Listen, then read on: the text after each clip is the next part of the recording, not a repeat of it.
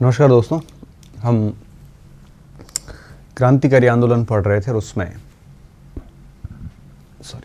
अभी तक हमने प्रथम चरण के अंदर भारत के अंदर जो क्रांतिकारी आंदोलन हुआ था, चाहे वो पंजाब में हो, चाहे वो बंगाल में हो, चाहे वो दिल्ली में हो, है ना, चाहे वो आपके लाहौर में हो, वो सब पढ़ लिया था। आज हम बात करेंगे भारत से बाहर कहाँ कहाँ क्रांतिकारी गतिविधियाँ हुई थी, उस पर हम बात करेंगे आज। ठीक है,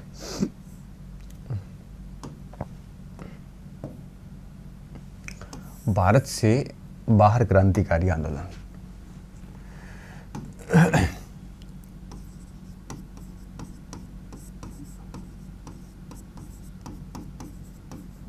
बाहर क्रांतिकारी आंदोलन। ठीक है, अब देखिए स्टूडेंट्स, भारत से बाहर की अगर अपन बात करें तो ये जनरली यूरोप, अमेरिका और मध्य एशिया, ठीक है, इन तीनों स्थानों पे हुआ था। पिछले मैप क्लास में मैंने मैप भी दिखाया था आपको। अगर अपन यूरोप की बात करें तो यूरोप में इंग्लैंड में सबसे पहले हुआ, फिर आपके फ्रांस व जर्मनी में हुआ। ठीक है, तो यूरोप के 3 देशों में सामान्यतः हम कह सकते हैं कि यहाँ पे हुआ। अमेरिका के अंदर यूएसए एंड कनाडा दोनों में हुआ। ठीक है, और मध्य एशिया में तुर्की में हुआ और अफगानिस्तान में। ठीक है, तो ये सारे के सारे ऐसे क्षेत्र हैं जहाँ पर भारतीय क्रांतिकारियों ने एक प्रकार से आंदोलन किए। देखिए होता क्या था कि जब क्रांतिकारी आंदोलन का चरण चला तो ये भारत से बाहर आंदोलन क्यों करते थे, इसके पीछे रीज़न क्या था? पहला रीज़न ये था कि भारत के अंदर जब दमन होता था तो वो किसी दूसरे स्थान से उसको ऑपरेट करना चाहते थे, तो वो दमन चक्र से मुक्त रहने के लिए भी बाहर जाते थे। जैसे अजीत सिंह को जब अजीत सिंह का दमन किया गया, वहाँ पे अजीत सिंह को गिरफ्तार किया गया, अजीत सिंह के ऊपर विभिन्न प्रकार की धाराएं लगाई गई, तो अजीत सिंह भाग कर ईरान चले गए, तो वहाँ से उन्होंने ऑपरेट करना स्टार्ट किया। तो एक तो दमन चक्र से मुक्त होना चाहते थे, दमन चक्र से बचना चाहते थे, इस वजह से वो बाहर चले जाते थे। दूसरा कारण क्या होता था? दूसरा कारण ये होता था कि विदेशों में रह के, क्योंकि भारत में विभिन्न प्रकार के प्रतिबंध थे, आप अखबार छाप नहीं सकते, अखबार में कुछ लिखोगे तो प्रेस जब्त हो जाती थी, तो प्रयास ये रहता था कि दूसरे देश में जाके ऑपरेट करेंगे तो वहाँ पे हम हमारी मांग को मुखर तरीके से वो विश्व मंचों के सामने स्थापित कर सकते, मांग रख सकते थे, और मांग जितनी मुखर तरीके से रखी जाएगी संभावना उतनी ही उसकी सफल होने की ज़्यादा होती थी। तो इस वजह से लोग बाहर जाते थे। तीसरा, यूरोप में इसलिए जाते थे कि यूरोप में वो दूसरे देशों की सहानुभूति भी ले सके।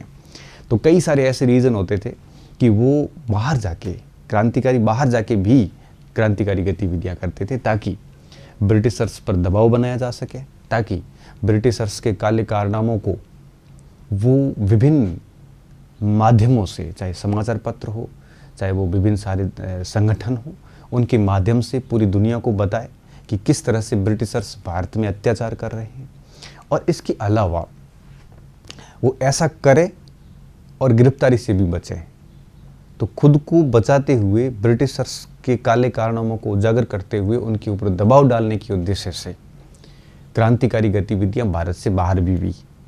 ठीक है, और अगर हम भारत से बाहर की गतिविधियों की बात करें तो मूल रूप से हमें England, Germany, France, Canada, America, तुर्की और अफगानिस्तान, इन सारे देशों में हमें क्रांतिकारी गतिविधियां देखने को मिलती है। ठीक है, हालांकि इनके ऊपर पूरी किताब लिखी जा सकती है, परंतु एग्ज़ाम की सीमाओं को ध्यान में रखते हुए हम इसको पढ़ेंगे। देखिए, सबसे पहली चीज़, इन क्षेत्रों में भी उद्देश्य क्या थे, मैं हल्का सा लिख भी लेता हूँ कि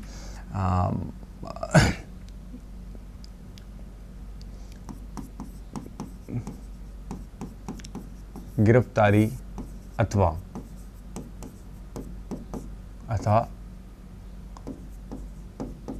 सजा से बचते हुए बसते हुए भारत से बाहर रहकर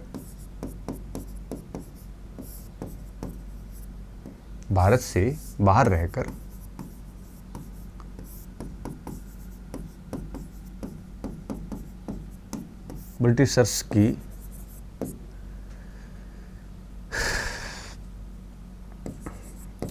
जो खराब नीतियां थी, नीतियों को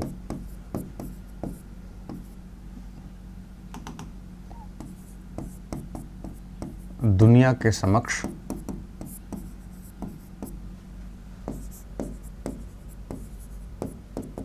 उजागर करना तथा ब्रिटेन पर दबाव बनाना,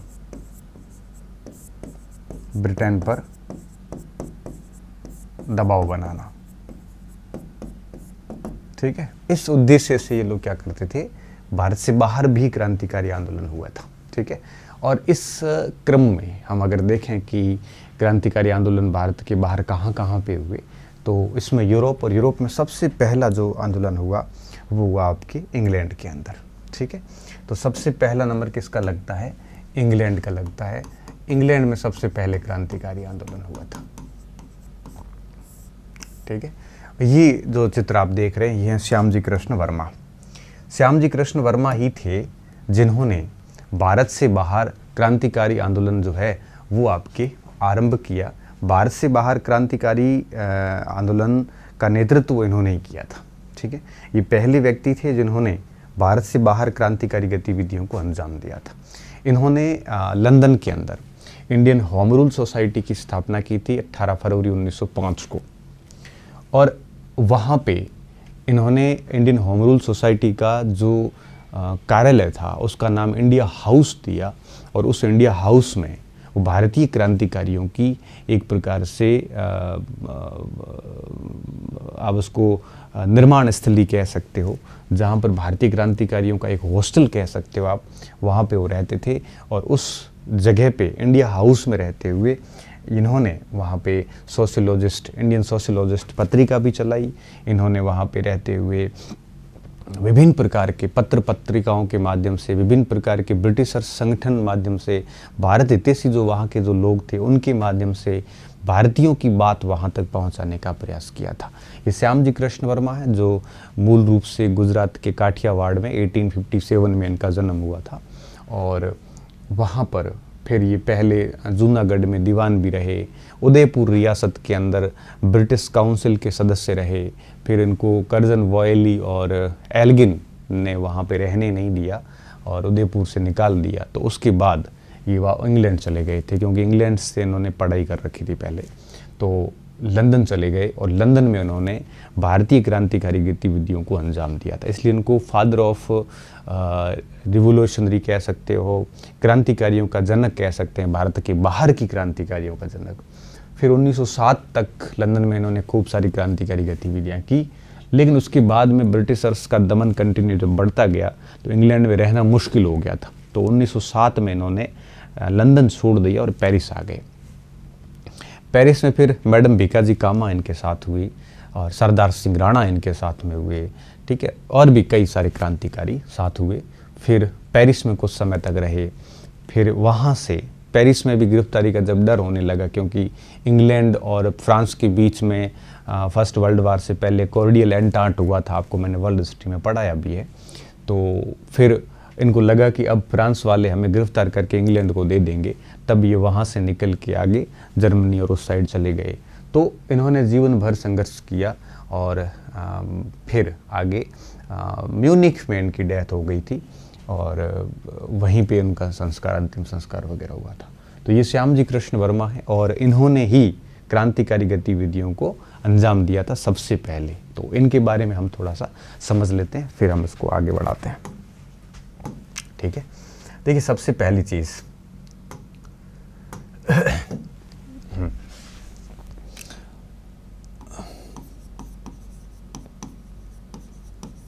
श्यामजी कृष्ण वर्मा द्वारा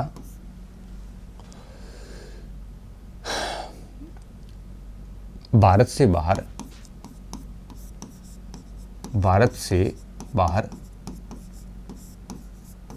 प्रथम क्रांतिकारी संस्था के रूप में लंदन में 18 फरवरी 1905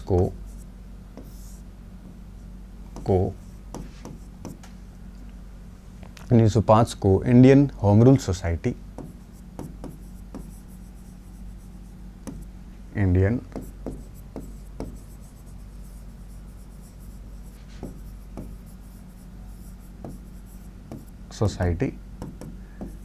का गठन किया।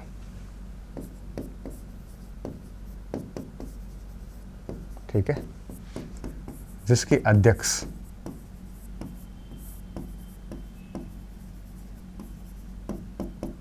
स्वयं तथा उपाध्यक्ष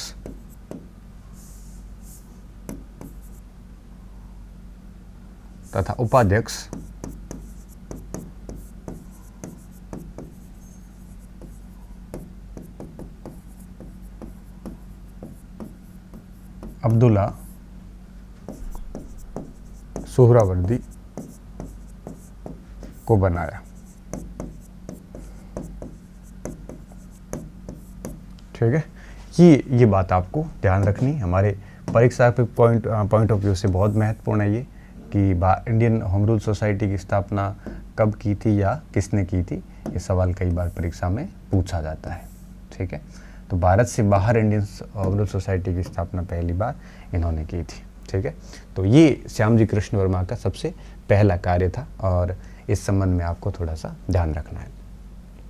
अगर अपन थोड़ा सा इनके जीवन परिचय के बारे में देखें तो हालांकि इनका इतना जीवन परिचय हमें याद रखने की वैसे ज़रूरत है नहीं, फिर भी सामान्य पॉइंट्स अगर अपन देखें तो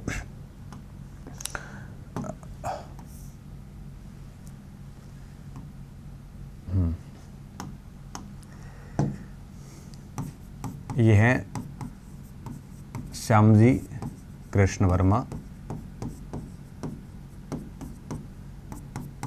1857 मांडवी गुजरात में जन्म।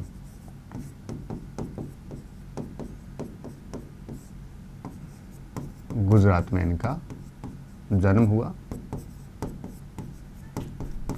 जूनागढ़ में दीवान रहे।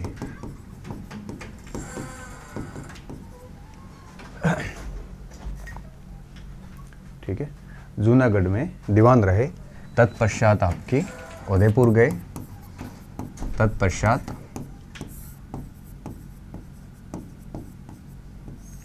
उदयपुर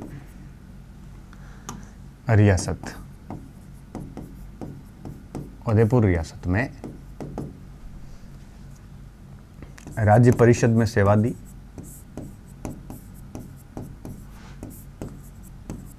राज्य परिषद में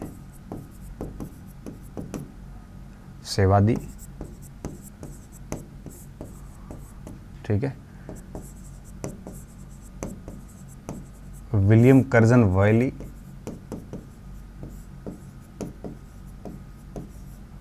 व एल्गिन ने यहां से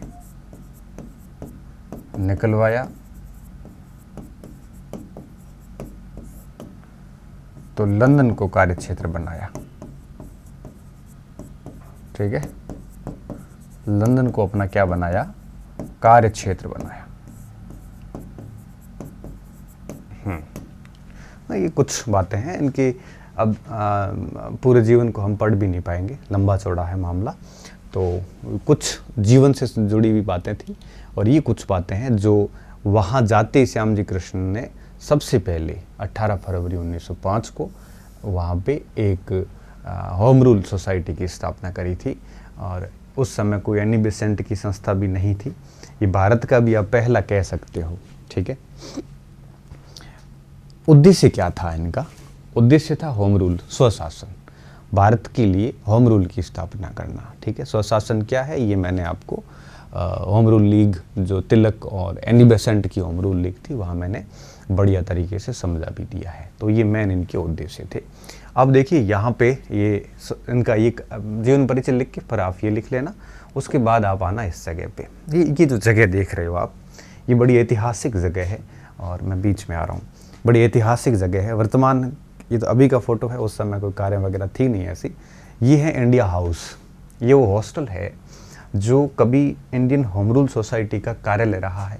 यह वो हॉस्टल है जहाँ पर लाला हरदयाल, विनायक दामोदर सावरकर, मदन लाल धिंगरा जैसे क्रांतिकारी रहे हैं।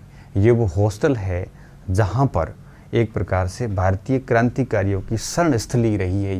ये वो हॉस्टल है जो हमेशा अंग्रेज़ों की आँखों की यूँ कहिए कि एक कंकड़ के रूप में रहा है, जो हमेशा से उनको परेशान करता था। 1907 में जब श्यामजी कृष्ण वर्मा लंदन से पेरिस शिफ्ट हो गए तो फिर ये हॉस्टल जो है वो आपके वीडी सावरकर के इन क्रांतिकारियों के नियंत्रण में आ गया था।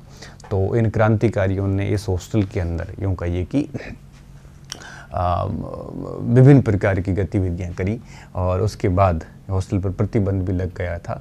इस हॉस्टल में रहने के लिए और इस हॉस्टल में बुलाया जाता था भारत से ऐसे जुझारू क्रांतिकारियों को बुलाया जाता था जो आपके भारत से यहाँ आना चाहते थे। और उनको श्यामजी कृष्ण वर्मा ने विपिन चंद्र पाल और तिलक के आग्रह पर, सुझाव पर एक छात्रवृत्ति भी स्टार्ट की थी। 1000 रुपये छात्रवृत्ति देते थे और 6 लोगों को हर साल बुलाया जाता था। तो वीडी सावरकर और हरदयाल, ये मदन लाल धिंगरा, ये सारे जो विद्यार्थी थे ये उसी छात्रवृत्ति पर आए हुए प्रोडक्ट थे एक टाइप से। तो इस प्रकार की गतिविधियां इस इंडिया हाउस में संपादित होती थी। ठीक है, ये बड़ा महत्वपूर्ण क्षेत्र था इंडिया हाउस। तो इस संबंध में हमें यहाँ पे इंडिया हाउस की कई सारी बातें ध्यान में रखनी है। इंडिया हाउस ही वो केंद्र था जहाँ से विभिन्न प्रकार की जब भी कोई ऐसी घटना होती थी ना, तो ब्रिटिशर्स हमेशा जब रेड करते थे तो रेड इंडिया हाउस पे करते थे, क्योंकि सब कुछ उनको पता था कि यहाँ पे कुछ हुआ होगा।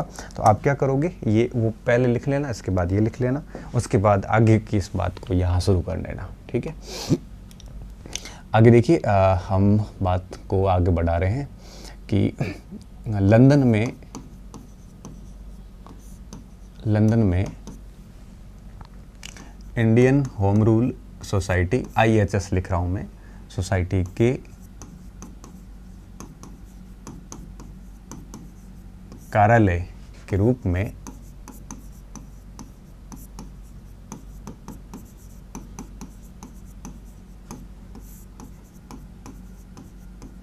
इंडिया हाउस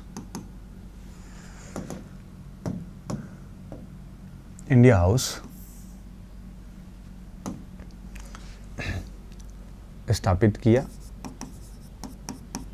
जो कि हेडमैन के सुझाव पर हुआ था।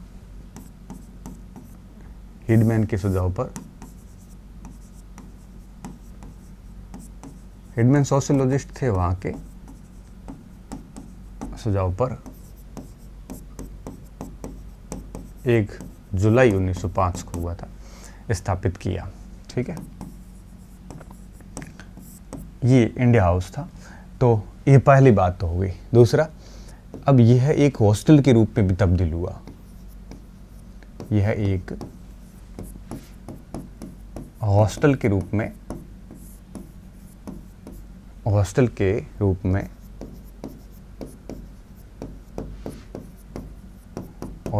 में रहा, जहां पर भारतीय क्रांतिकारी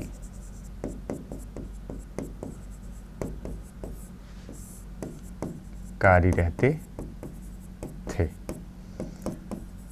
1907 में जब श्याम जी पेरिस चले गए,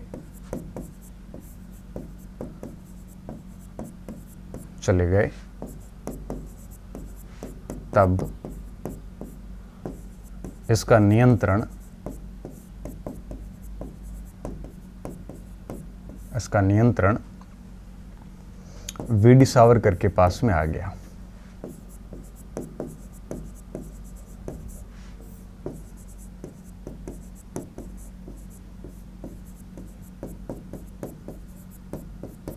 ठीक है, ये इसकी एक और ख़ास बात थी। इंडियन हाउस था ये घर भी था इनका, जहाँ पे ये रहते भी थे। और अब देखिए इसमें किन क्रांतिकारियों को रखा जाता था। ठीक है, एक पॉइंट हम यहाँ पे और भी यहाँ पे मेंशन करेंगे कि विपिन चंद्र पाल व बाल गंगाधर तिलक के सुझाव पर इन्होंने 1000 रुपये की छात्रवृत्ति शुरू की थी। तिलक के सुझाव पर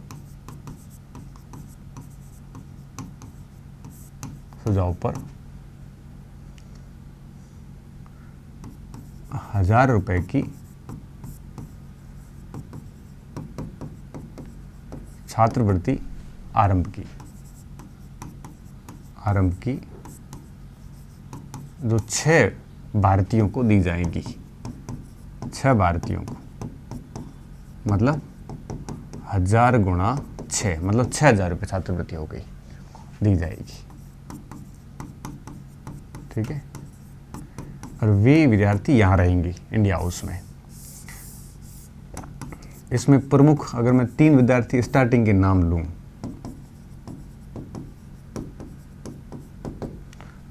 प्रमुख विद्यार्थियों में वीडी सावरकर थे। ठीक है, ये सबसे पहले यहाँ आ गए थे।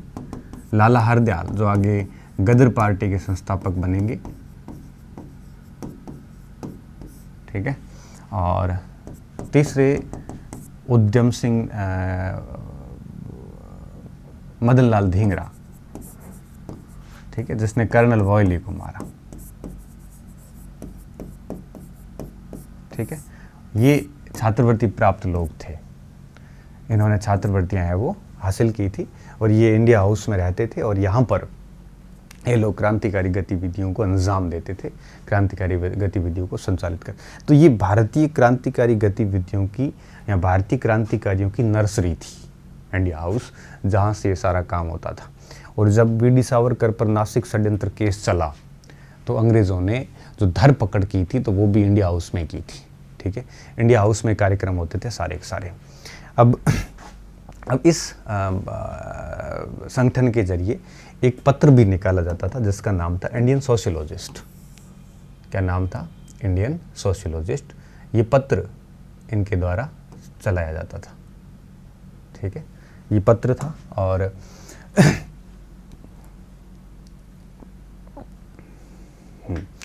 अब ये पत्र मासिक था। पहली चीज़ तो ये लंदन से निकलता था और मासिक पत्र था जिसके ऊपर स्पष्ट शब्दों में लिखा हुआ था कि रिफॉर्म्स करने थे भारत के अंदर।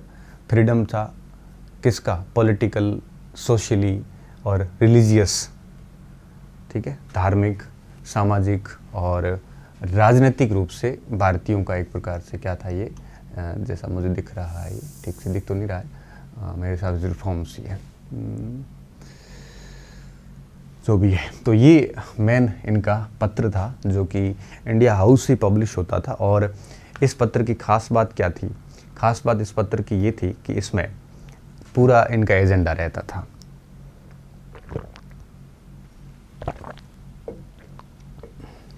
ठीक है, इनका पूरा एजेंडा रहता था कि आगे की क्या रणनीतियां हैं, सरकार से हम क्या मांगे रखते हैं। इस पत्र के जरिए ये ब्रिटिशर्स को एक्सपोज करना चाहते थे। ठीक है, तो देखिए मैं यहाँ पे बात लिख रहा हूँ और यहीं से मतलब इंडिया हाउस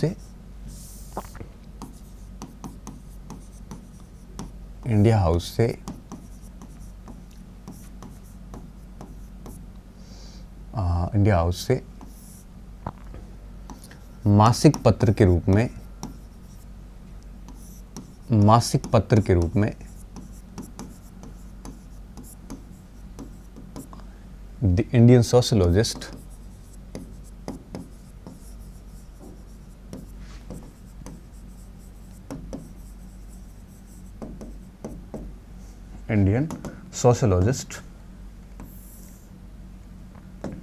पत्र प्रकाशित किया जाता था।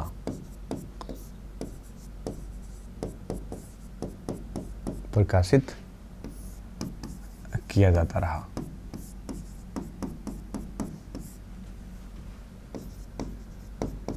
ठीक है, काफ़ी महत्वपूर्ण बात है ये। और फिर देखिए अब ये सारी चीज़ें अभी यहाँ पे पत्र प्रकाश, और ये पत्र बाद में भी चलता रहा था, ये बंद नहीं हुआ था। 1910-12 के 20 के एडिशंस पड़े हैं।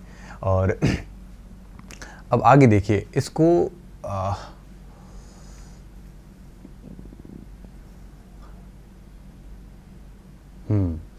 इसको भी लिखा हुआ है एन ऑरिजिन ऑफ फ्रीडम, स्वतंत्रता की उत्पत्ति और political, social and religious reforms. ठीक है, इस पर लिखा था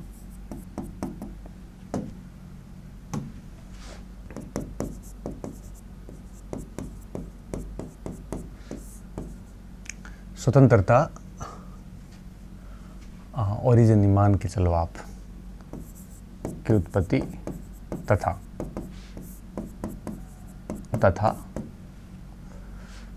राजनीतिक,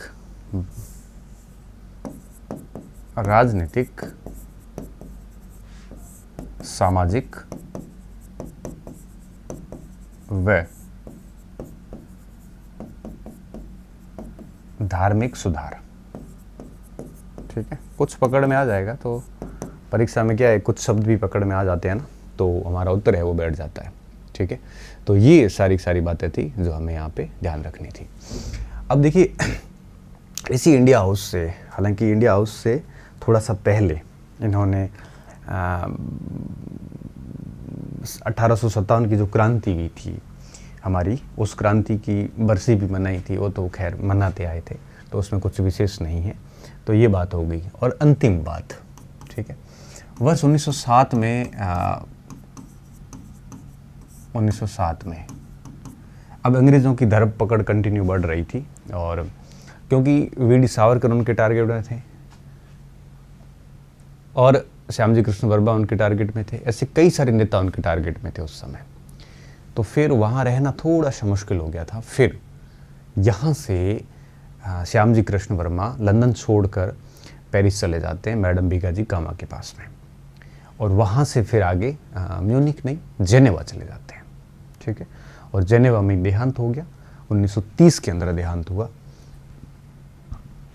जिनकी शारीरिक अवशेष जो है वो 2003 में नरेंद्र मोदी भारत लाए थे, जब वो मुख्यमंत्री थे गुजरात के उस समय, श्यामजी कृष्ण वर्मा के। मांडवी में आज भी उनका बहुत बड़ा बना हुआ है, एकदम मेमोरियल बना हुआ है श्यामजी कृष्ण वर्मा का। ठीक है, वर्ष 1907 में लंदन से पेरिस चले गए, लंदन से पेरिस चले गए।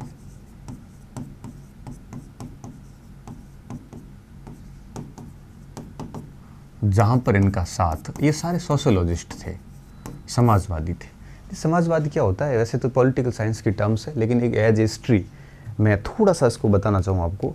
अगर हम समाजवाद की बात करें तो समाजवाद का सीधा सा मतलब ये होता है कि जितने भी देश के संसाधन हैं, इन सारे संसाधनों का समाज में वितरण हो, संसाधनों पर समाज का हक हो, संसाधन जो है वो समाज में समान रूप से वितरित हो, सरकार जनता का टेक केयर करे, सरकार की जिम्मेदारी हो जनता का काम करवाने की। कोई भी गरीब है तो उनको विभिन्न प्रकार की योजनाएं पहुंचाई जाए, अमीर है उनके ऊपर टैक्स लगाया जाए, ऐसे सोशलिस्ट इकोनॉमी बोलते हैं।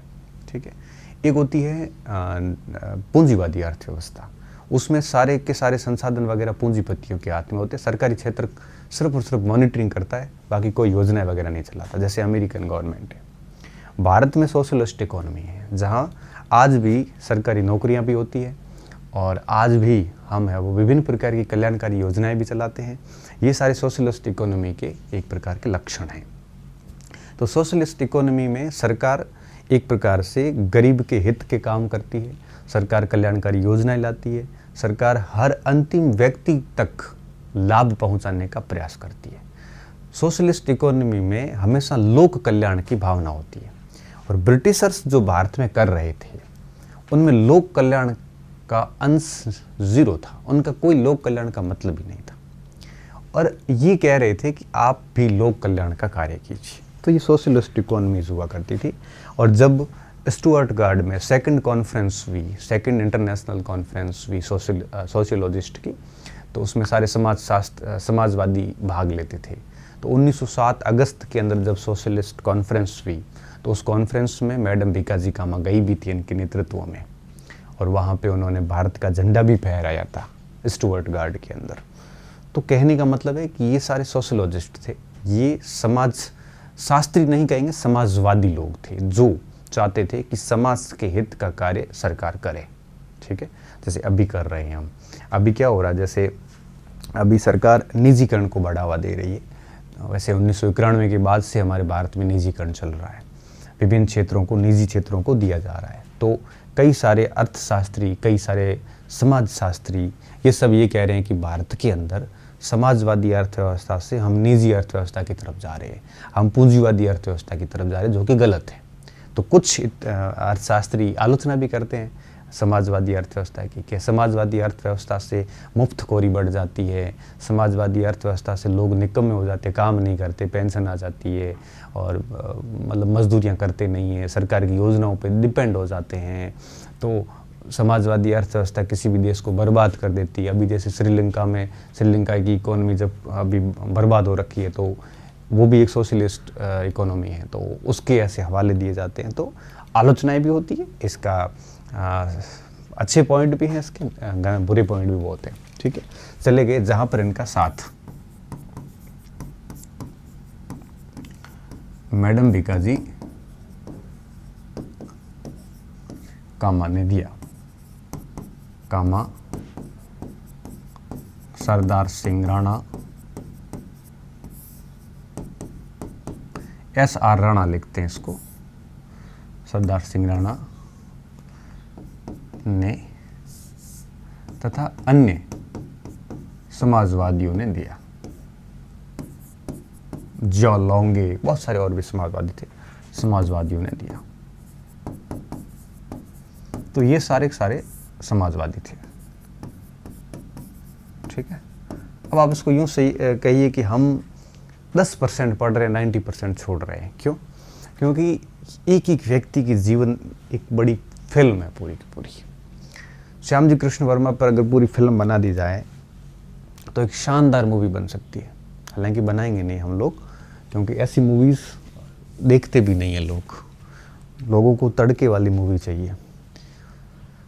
मैडम भीकाजी कामा और श्याम जी कृष्ण वर्मा का नाम इतिहास का विद्यार्थी ज़रूर पढ़ता है, बाकी कोई नहीं पढ़ता, बट इनको पढ़ाना चाहिए। इन्होंने क्या किया था उस समय, उनके संघर्ष को कोई नहीं जानता।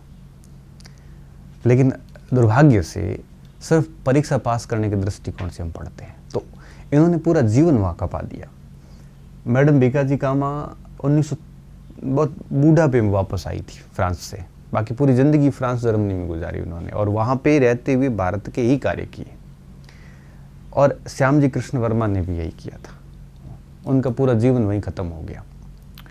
तो उनके कामों की अगर लिस्ट बना दी जाए तो संभव ही नहीं भी कि इतना स्टूडेंट पढ़ सके। ठीक है, इसलिए हम बहुत वही माइलस्टोन कार्य जो थे उनके, मील के पत्थर, वही पढ़ रहे हैं। वो जनरली परीक्षाओं में वही बनते हैं। समाजवादियों ने क्या लिखा है,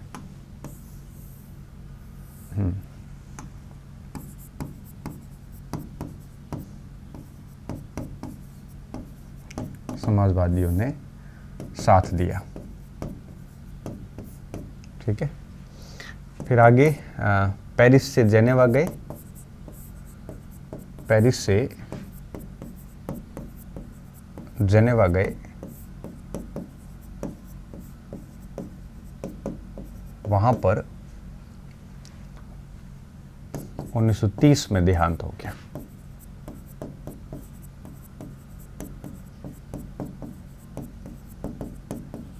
ठीक है, और ये था आपके श्याम जी कृष्ण वर्मा का कुछ मैन बिंदु। तो अब देखिए एक छोटी सी बात जो मुझे और बतानी चाहिए। इस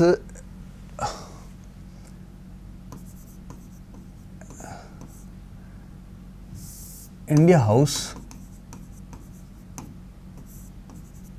से निम्न गतिविधियां हुई।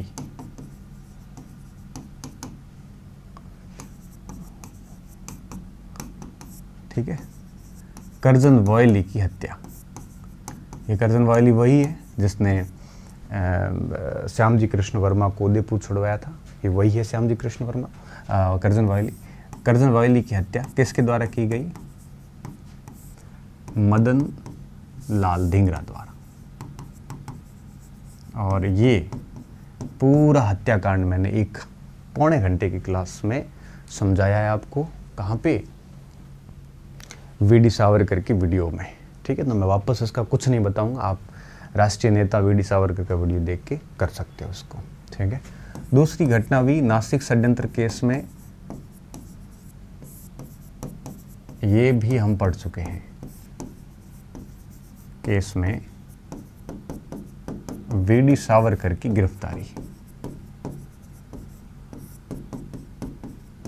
और इन घटनाओं के बाद में क्या हुआ कि ये काफ़ी कमज़ोर पड़ गया था इंडिया हाउस, क्योंकि इनके मेन नेता हरदयाल वहाँ से जा चुके थे, धिंगरा को फांसी दे दी गई थी, सावरकर को पकड़ के भारत लेके आ गए थे। अब मेन 3 धुरी वहाँ से चली गई। ठीक है। इसके बाद लंदन में रहना क्रांतिकारियों का मुश्किल हो गया था, और क्रांतिकारियों ने अपने आप को लंदन से शिफ्ट करके और पेरिस स्थापित किया। पेरिस क्यों? क्योंकि उस समय इंग्लैंड और फ्रांस आपसी दुश्मन थे, और आपसी दुश्मन थे तो इंग्लैंड से निकले हुए व्यक्ति जो सीधे पेरिस में जाके केंद्र बनाते थे, ताकि इंग्लैंड के लोग वहाँ पे उनको प्रत्यर्पण न कर सकें, गिरफ्तार न कर सकें। परंतु ब्रिटिशर्स ने क्या किया, इंग्लैंड और फ्रांस के बीच में बाद में एक हार्दिक समझौता हुआ, कॉर्डियल एटॉन्ट करके। उस समझौते के तहत एक शर्त ये भी थी कि जो भी हमारे अब आरोपी हैं, अपराधी हैं इंग्लैंड के, वो जो भी इंग्लैंड से फ्रांस आएगा उसको फ्रांस की सरकार उनको सुपुर्द कर देगी वापस इंग्लैंड को। ये नियम बनने के बाद ये लोग पेरिस से जर्मनी चले गए। तो जर्मनी तो आजीवनी शत्रु रहा है इंग्लैंड का। तब देखो, मैंने जब आपको ये बात बताई ना यहाँ पे कि वो पेरिस से जेनेवा चले गए श्यामजी कृष्ण वर्मा, क्यों? क्योंकि जब फ्रांस और इंग्लैंड के बीच में कॉर्डियल एटॉन्ट हो गया, समझौता हो गया, तो उसके बाद में वो शर्त डाल दी गई। तो अब इनको लगने लग गया था श्यामजी कृष्ण वर्मा को कि पेरिस में उसकी गिरफ्तारी कभी भी हो सकती है। तब इन्होंने पेरिस छोड़ दिया और जेनेवा चले गए, और कई सारे क्रांतिकारी जर्मनी चले गए। तो फिर हम जर्मनी और जनरली पेरिस को साथ में लिखते हैं। ठीक है, तो ये बात हो गई यहाँ पे। इतना बात आपको यहाँ पे याद रखनी है, और लास्ट निष्कर्ष डाल देता हूँ। लंदन पूरा हो गया। ठीक है, इस प्रकार 1909 तक आते आते लंदन में क्रांतिकारियों के लिए रहना मुश्किल हो गया था।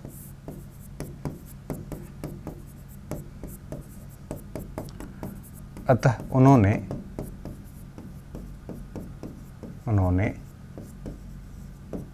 फ्रांस व जर्मनी को अपना केंद्र बनाना आरंभ किया। ठीक है, ये कुछ पॉइंट्स थे आपको ध्यान रखने हैं। अब मैं लिख रहा हूँ, हेडिंग दे रहा हूँ अगली, फ्रांस व जर्मनी, दूसरे नंबर पे।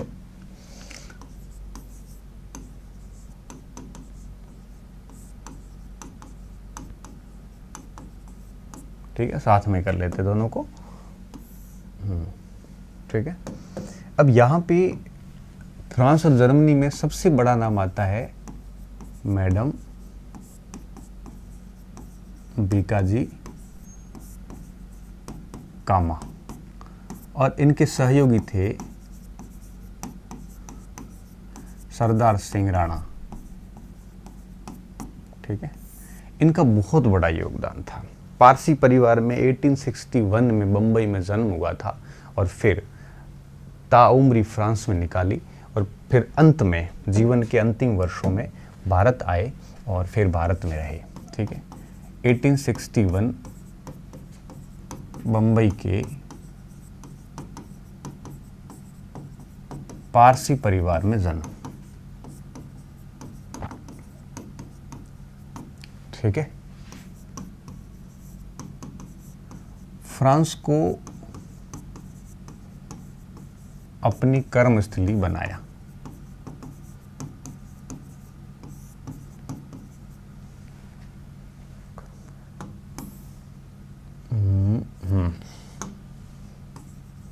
फ्रांस को अपनी कर्मस्थली बनाया। ठीक है, और 1936 में बम्बई में देहांत हुआ। ये 36 आंकड़ा मुझे थोड़ा सा याद आ रहा है, बाकी देख लेना, अगर गलत भी है तो भी कोई फ़र्क नहीं पड़ेगा, चेक कर लेना एक बार। और अगर कोई मुझे लगा कि वास्तव में गलत है तो मैं उसको बाद में आपको ठीक करवा दूंगा, लेकिन बस मेरे हिसाब से ये ज़्यादा इतना इम्पोर्टेंट है नहीं कि हम इसको याद करें।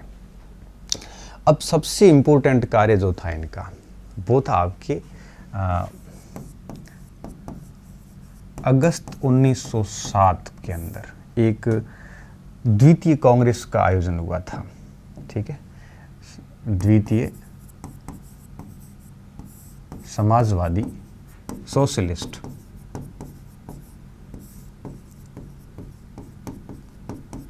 अंतर्राष्ट्रीय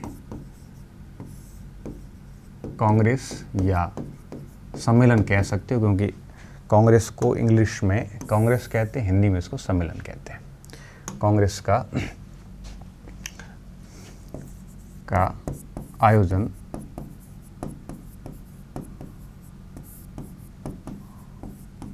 स्टुटगार्ट में हुआ।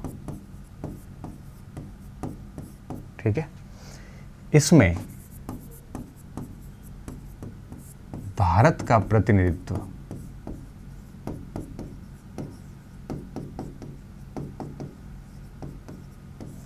मैडम भिकाजी कामा ने किया। मैडम भिकाजी कामा ने किया। ठीक है, भारत को रिप्रेजेंट किया। मैं इसका एक चित्र आपको बता सकता हूँ। ये मैडम भिकाजी का फोटो है और यही वो क्षेत्र से जिसमें इनके हाथ में ये तिरंगा है, और ये आपके स्टुटगार्ट सेकंड सोशियोलॉजिस्ट इंटरनेशनल है ये।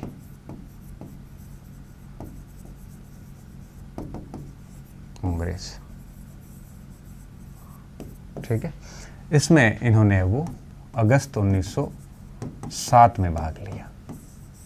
ठीक है, ये इनके हाथ में झंडा फहराया है और ये मैडम भिकाजी कामा।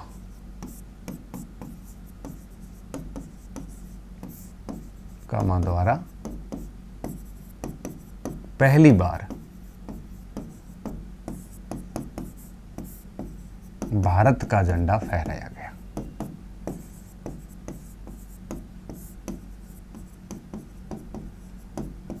ठीक है, पहली बार भारत का झंडा फहराया गया। इस झंडे की भी खास बात देखिए आप, ये 8 फूल थे इस समय, 3, 3, 6 और 2, 8। ये 8 फूल 8 प्रांतों के प्रतीक थे, भारत के 8 प्रांतों के प्रतीक। ये कलर भी पूछते हैं, ध्यान रखना, प्रांतों के प्रतीक। ठीक है, मध्य भाग जो है पीले कलर का, इस पे लिखा हुआ था वंदे मातरम देवनागरी लिपि से। ठीक है, और सबसे नीचे ये सूर्य और चंद्रमा, सूर्य और चंद्रमा रिप्रेजेंट कर रहे थे हिंदू और मुसलमानों को। ठीक है, सूर्य चंद्रमा हिंदू मुस्लिम यूनिटी को बता रहे थे। ठीक है, ये ध्वज था और इसको हेमचंद्र कानूनगो तथा वीडी सावरकर ने तैयार किया था। हिंदू व मुस्लिम एकता। ठीक है, तो ये तीनों कलर ध्यान रखना और तीनों कलर के तीनों रूप ध्यान रखना कि कौन सा क्या था ये। ठीक है, तो हरी पट्टी पर क्या था, ठीक है, हरी पट्टी जो ऊपर वाली 8 फूल थे, पीली पट्टी पे वंदे मातरम लिखा हुआ था। ठीक है, और जो लाल पट्टी नीचे की उस पर सूरज और चांद जो है ये इसका प्रतिनिधि कर रहे हैं। 22 अगस्त को ये झंडा फहराया गया 1907 को। इस झंडे की डिजाइन जो है वो आपके हेमचंद्र कानूनगो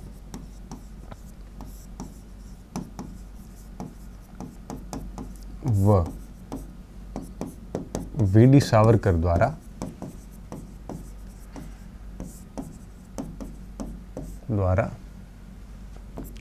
डिजाइन तैयार किया गया था,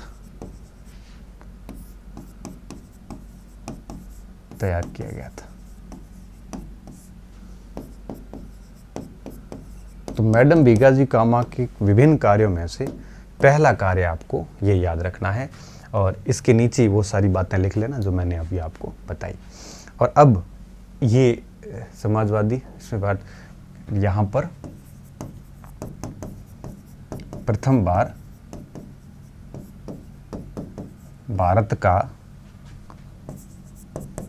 भारत का झंडा फहराया गया।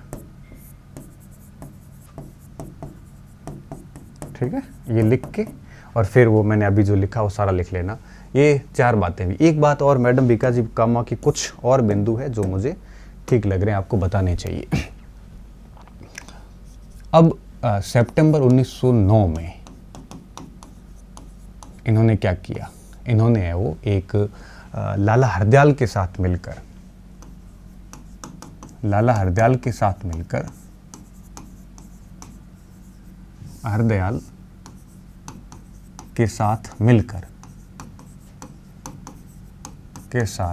मिलकर वंदे मातरम पत्र चलाया। ठीक है, प्रश्न बहुत इंपॉर्टेंट है, पूछते भी हैं।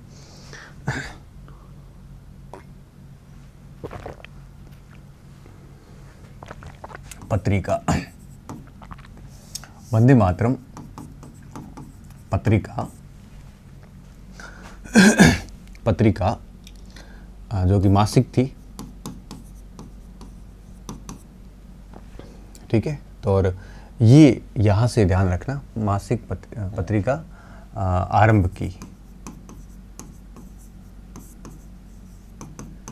जो कि 1 वर्ष चलती रही, 1 वर्ष प्रकाशित होती रही। यहाँ प्रकाशित होती रही। ठीक है, तत्पश्चात हॉलैंड के अंदर प्रकाशित हुई कुछ समय तक, रोटरडम में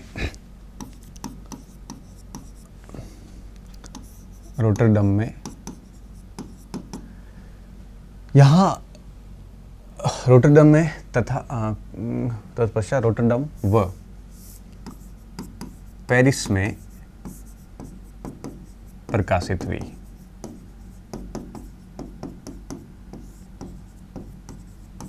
ठीक है, इस चीज आपको ध्यान रखनी है कि यहाँ पे, और इसके ऊपर लिखा होता था भारतीय स्वाधीनता का मुखपत्र। क्या लिखा होता था? भारत की स्वाधीनता का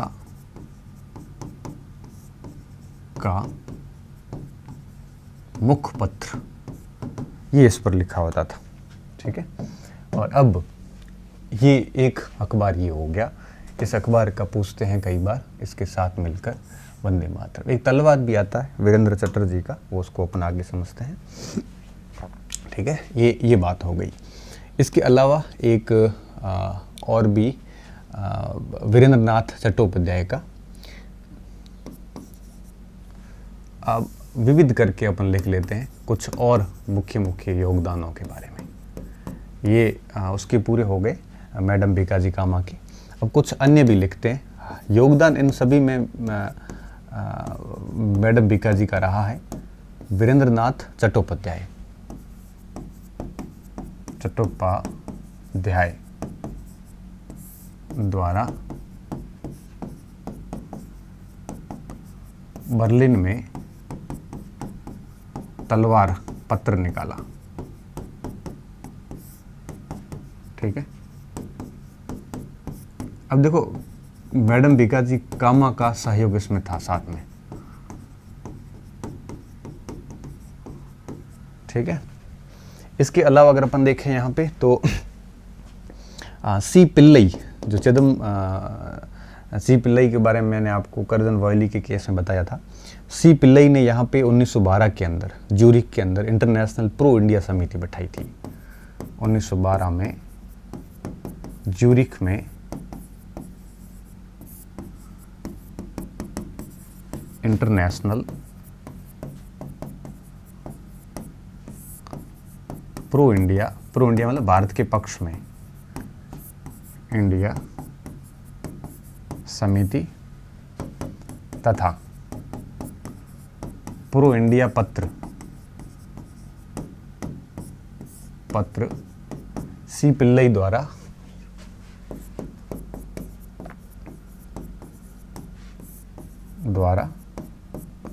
चलाया गया।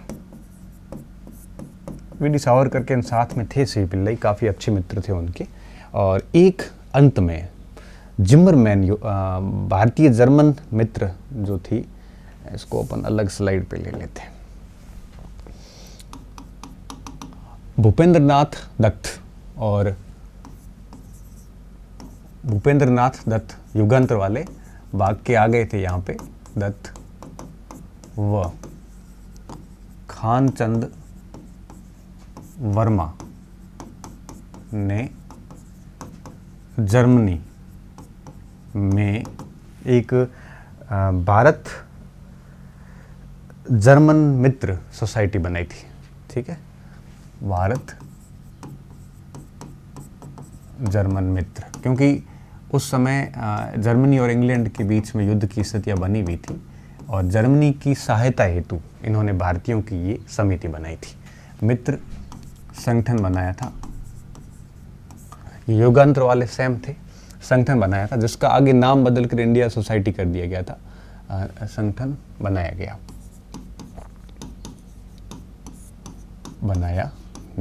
ठीक है, और अब खास बात क्या थी, इसके जो अध्यक्ष थे वो अल्बर्ट बॉलिन इसके अध्यक्ष थे।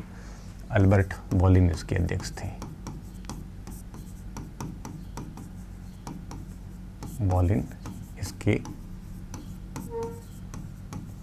अध्यक्ष थे। और एक बात और भी थी कि बाद में इसका नाम बदल दिया गया। बाद में इसका नाम परिवर्तित कर इंडियन इंडिपेंडेंस कमेटी कर दिया गया। 1915 में इंडियन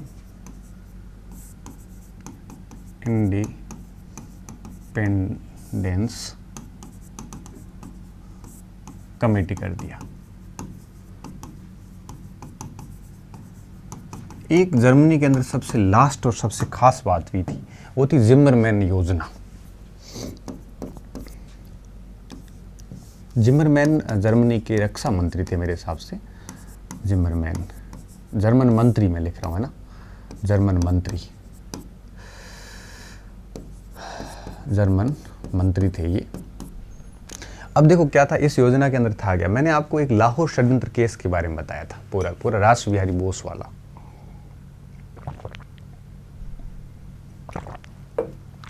उसमें मैंने आपको बात की थी कि लाहौर से लेके बंगाल तक भारत में सशस्त्र क्रांति करनी थी। उस क्रांति के लिए हथियारों की व्यवस्था जो रासबिहारी बोस जर्मनी से करना चाहते थे। उस संदर्भ में युगांतर समूह के सदस्य जिमरमैन से मिलते हैं और जिमरमैन को कहा कि आप हमें हथियारों की सप्लाई कीजिए और इन हथियारों से हम भारत के अंदर एक सशस्त्र क्रांति करेंगे और उस क्रांति के जरिए ब्रिटिशर्स को वहाँ से थ्रो आउट करेंगे, बाहर फेंक देंगे हम। ठीक है, इसे जिमरमैन योजना कहते हैं, इसे जर्मन प्लॉट भी कहते हैं, जर्मन षड्यंत्र भी कहते हैं हम इसको। तो इसमें कुछ भी नहीं था, ये बातें हम पहले कर चुके हैं। फिर वो योजना फेल हो गई और किसी ने शिकायत कर दी थी, फिर सारे जो क्रांतिकारी थे वो कैद कर लिए गए, लाहौर षड्यंत्र केस चलाया गया, विष्णु पिंगले को फांसी दी गई, रास बिहारी बोस भाग के चले गए। मैंने रास बिहारी बोस वाले केस में सारी चीज़ें बता दी है, ठीक है।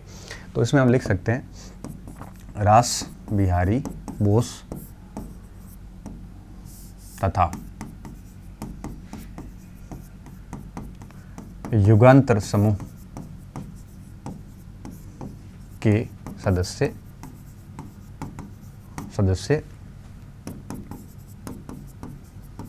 जिमरमैन से मिले, ठीक है। जर्मन हथियार देगा,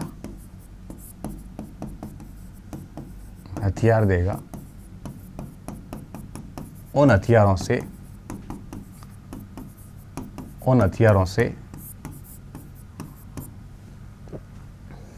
भारत में सशस्त्र क्रांति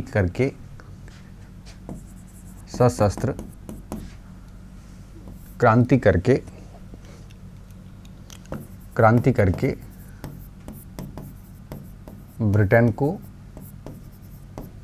बाहर खदेड़ा जाएगा।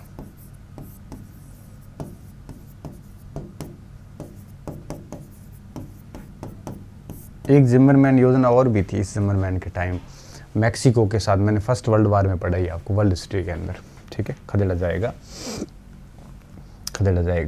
इसे